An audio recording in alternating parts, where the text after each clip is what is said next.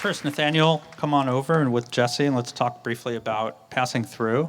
It came through a film workshop that we had, a small community culture art workshop, better known as the Performing Arts Society of Los Angeles, PASLA for short. I had been with PASLA since 1964, and I had moved through the ranks, so to speak. I took over the helm with another lady named Jean King, and we co-directed the organization. But Jean didn't want a film workshop, and I'm so glad that I opposed her on a lot of things that we did, and we finally came and had a film workshop.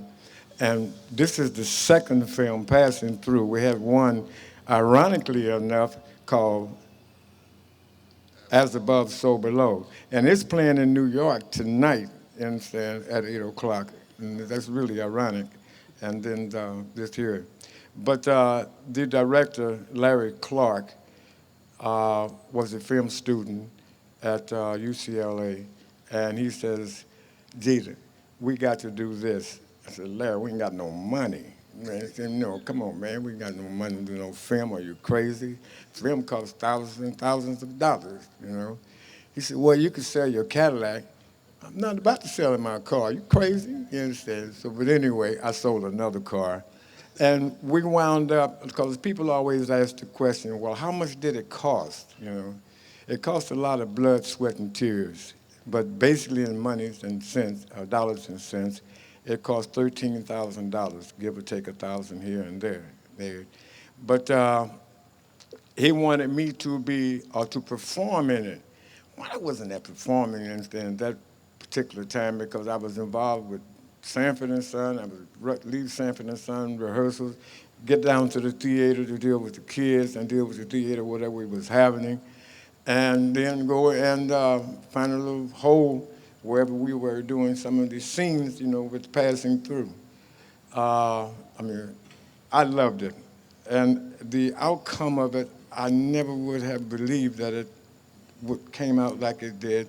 And then every time I hear something, where it's been, how it was received, France, Belgium, Germany, wherever, you know, there was an art festival, it came out, you know what I'm saying, with shining colors, you know what I'm saying, and ribbons and high accolades. And I thought that was really, really phenomenal.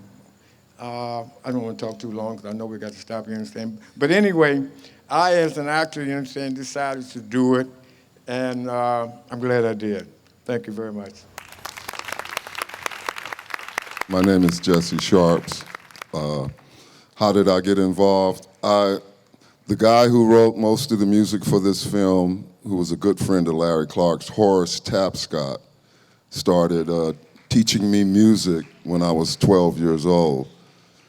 He didn't teach me music, but he started teaching me composing, how to write the music out, how to make it look pretty and all that. So that's how I got involved.